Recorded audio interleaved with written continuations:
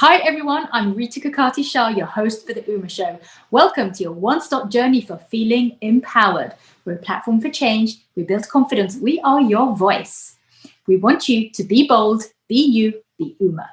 Today, we're exploring women making a difference, and I'm so excited to be joined by a goddess of go-getting, Aditi Juneja, who is joining us from New York, and she is an organizer, a lawyer, a writer, and most recently, having worked for Protect Democracy. Welcome, Aditi. How are you today? I'm good. Thank you so much for having me. It's an absolute pleasure, Aditi. So let's start by talking about your heritage, your childhood, and how you grew up.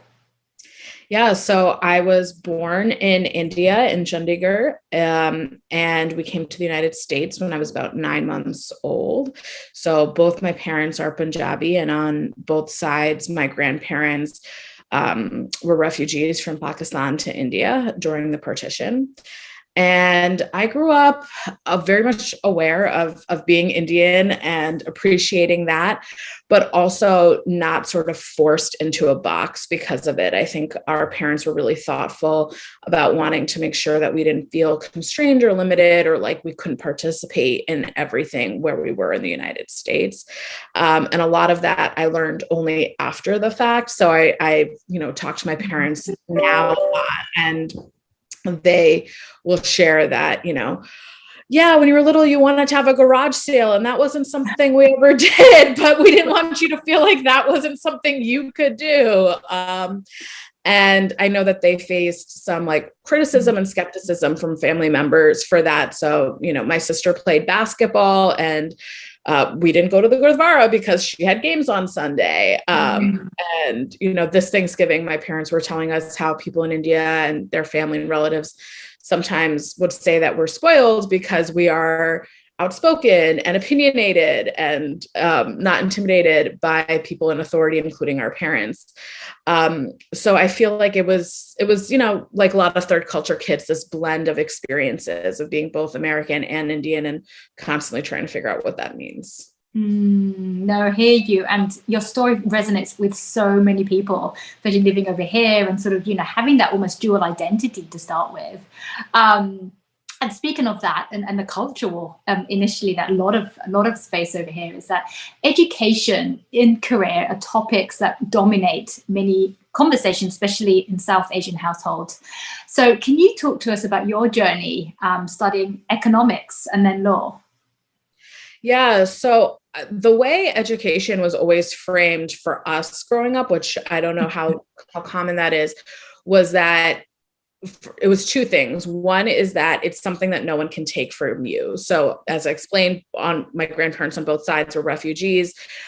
Their families had wealth, had land when they were in Pakistan, and they lost everything when they came to India. And so I think there was just this awareness that education is like a safety net, and it's something people can't take what's in your brain. And growing up, I was often, my sister less so, but I was often really pushing back on this thing about like, why do I have to study? I don't even like want to do something where I need to get straight A's. Why does it matter? And the thing my dad always said to me was that it's about having options. It's about having the opportunity to do whatever you want to do. And if you decide to do something that doesn't require it, that's fine, but you just don't want to feel like you can't. So neither of us had a lot of pressure to do anything specific, do anything that would make us a lot of money. We always knew that after college, our parents would not financially support us. So we needed to be employed and have money, but we didn't have a lot of specifics about what that was. And I know that when we were in elementary or middle school, someone said to my dad that in the US, we also have a caste system, and it's based on where you went to college, and that where you went to school really impacts your ability to have access to different opportunities and the networks that it provides. And so our parents really tried to set us up with access to those spaces. And so we went to private schools for high school and like navigated that process. And then, we went to small liberal arts colleges, and then I went to law school. But for me, I felt like a lot of people ask my parents, like, how did you end up with a doctor and a lawyer? My sister's a doctor. And I think it was really reverse psychology, because like they didn't ever tell us that we needed to do anything specific or like what our what our majors were.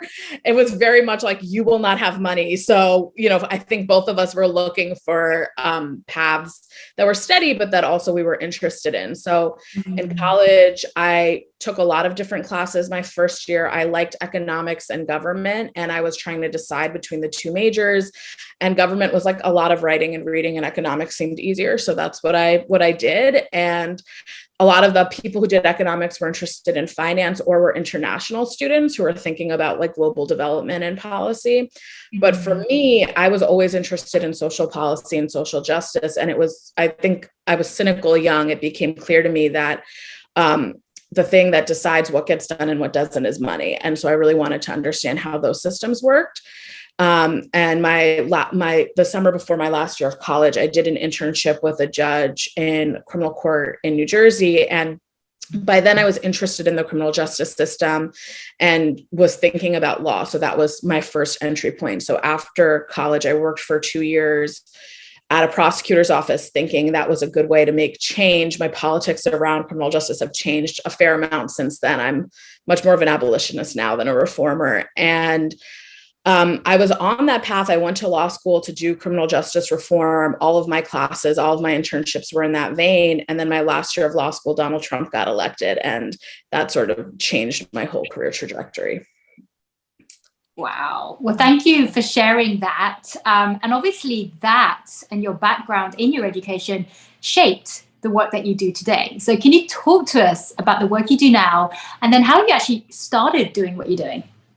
Yeah. So as I said, my last year of law school, when Donald Trump got elected, it was even before he got elected, I was really thinking about ways to, not just ways to get involved, but ways to understand what this meant, because it was a presidency and a candidacy like nothing we had ever seen before. And I'm relatively young, but talking to people older than me, reading the news, it was clear that it wasn't just something I hadn't seen in my lifetime, but something most people had not seen in their lifetimes, that this was a pretty atypical politician in the United States. And really the only comparable politicians were other want to be authoritarians in other countries. So, Bolsonaro was a better comparison than George Bush, right? Like it was very stark.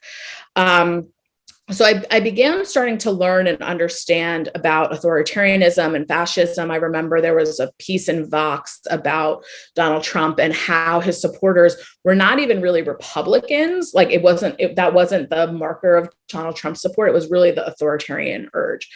And I began trying, once he got elected, to understand what this would mean for the country, because he had proposed a bunch of really now it seems so long ago, but a bunch of policies that were really frightening. So he wanted to get rid of healthcare. He wanted to build a border wall. He was talking about the Muslim ban, all kinds of things. And then there were things that seemed like they might be popular. He was talking about infrastructure and Medicare and Social Security.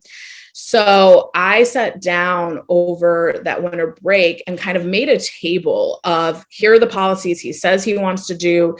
Here's how, is this even possible? Can he do that? Kind of what is the process? And then trying to kind of identify where are there moments or places of vulnerability, where are there places for activism and places for people to get involved. And I shared that with someone who I had been working with on a criminal justice reform project. And he thought it was really useful and something we should make public. And that turned into what became Resistance Manual, which was an organization that I launched while in law school. And basically my last semester of law school, I didn't go to class. I just ran that. And we were trying to provide the information that I sort of just outlined. And we launched on Inauguration Day, and there were like 300 volunteers who showed up, and I began organizing them because we were working with a Wikipedia type of page and trying to crowdsource this information and keep it updated in real time. So organizers on the ground had tools and resources for activism and good policy information to act on, because a lot of our news media and reporting and coverage is done in a kind of horse race politics lens of who's winning and who's losing, as opposed to hey, if they get rid of healthcare, this is what it's going to mean for you. If you have Medicaid, or if you have private insurance, or if you buy insurance through an exchange. Yeah. And so that was the lens we were operating through. And through that experience running it, I was running it internally, but I was also trying to build partnerships with a lot of national organizations to make sure it was being used, and also that we were sourcing the information that already existed as opposed to recreating the wheel. And in that process, that April, there was a gathering of, there were a bunch of new organizations that launched at that time. So in April, there was a gathering of the old guard and the new guard, trying to get folks to work together and know one another. And there I met the executive director of the organization that was Protect Democracy, where I was for the last almost 4 years. Nice. So it all sort of panned together, and one thing led to another, and it all kind of happened as it should. So I love that story. Thank you for sharing. You have many accomplishments, including being named to Forbes 30 Under 30 for law and policy. And you've written for NPR, Vox, as you mentioned, Bustle, The Root, and Talking Points Memo. What's next on the horizon for you? So I recently left Protect Democracy. I left in October, and I left, one, it had been 4 years. So looking for my next step, and how to continue to learn and grow and contribute in this space.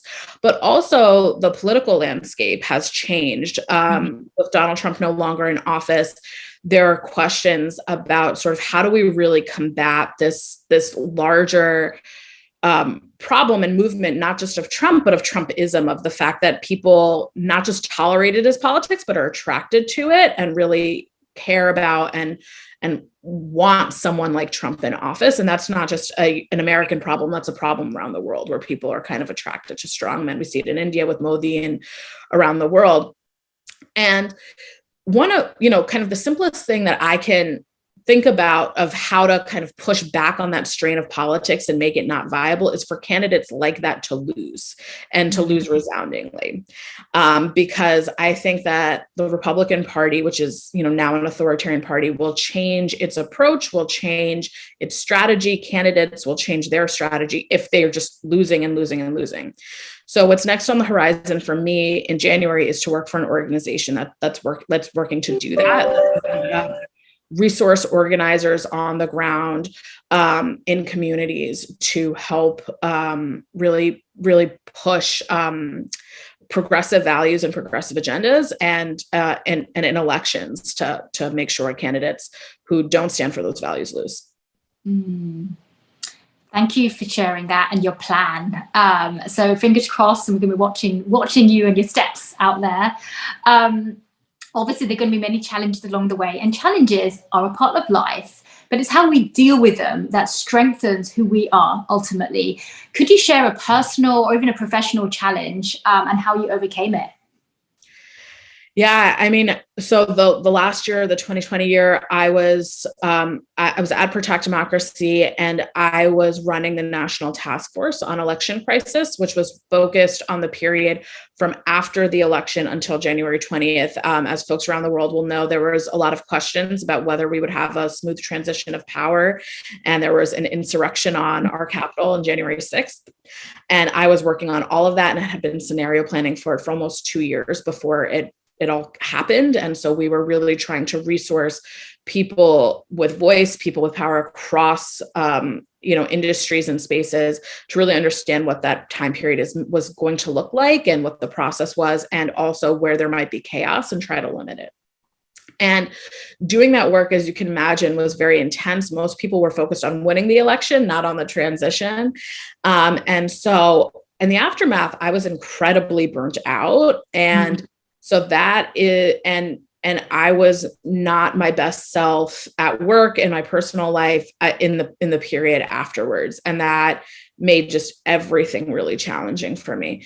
And that is something that I'm still sort of navigating. It's a challenge I'm still navigating. And I think what I've taken from it, and it's interesting, because when I started doing this work back in 2017, I had a podcast, Self-Care Sundays, because it was very clear for me as I started doing this work that self-care, community care, resourcing ourselves was something everyone was struggling with.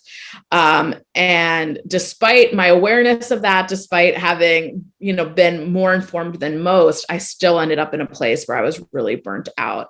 And so now what I'm doing with this time off before I start my next job is really trying to figure out what I can do differently in my next role to make it more sustainable. And I will be in a position in that organization to do that, not just for myself, but to really think about systems and processes that we can implement so that it's not just for me, but for us as an organization. So it's not just an individual responsibility, but a collective one of community care.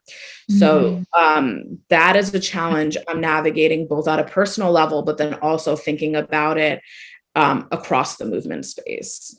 Yeah, I'm glad you shared that, because that's something actually a lot of people go through and forget about. You're so passionate about something, but then how do you turn that passion into also self-care and sort of managing to structure your day so you don't get burnt out in the process? Yeah. So I'm really glad you actually shared that. Before we let you go, what advice would you give to any young girls or young women wanting to follow in your footsteps? I would say that I think that, especially in the political realm, there can be a pressure. And I think as folks are thinking about how to be good citizens, there's a pressure to be really well informed and to just be reading about and learning about everything. And I think my advice is a little contrarian, which is rather than trying to keep up to date on everything that's happening in your political space, pick one thing that you really care about and don't just learn about it, but do something about it and find a way to get involved in that space. There are a lot of, and there's research that bears this out, a lot of political hobbyists is the word people use. So people don't participate in politics where they're doing politics, where they're trying to actually make a change in our political system or it doesn't have to be necessarily political, but in a social issue, but instead they're just consuming a lot of information about it. And so it's a hobby the way reading comic books is a hobby. They're just consumers of it. And politics is not a thing that you should just be consuming. It's a thing you should be doing. And so my advice to all young people or anyone looking to get involved is rather than trying to learn about everything, pick one thing, learn about that and actually do something about it and try to make change in it. And that doesn't have to be your job. That doesn't have to be your full-time career. But the way you make a reputation in this space and the way you feel fulfilled is by actually getting something done. And I think that's why we do this work. It's not to know all the information and be able to argue with your uncle at Thanksgiving, right? It's to actually make a change. I love that you shared that. Actions speak louder than words, as they say. So thank you so much, Aditi, for sharing your incredible journey with us today. And thank you to our viewers for joining us on this empowerment journey. We want you all to embrace that inner goddess of go-getting. We want you to be bold, be you, be Uma.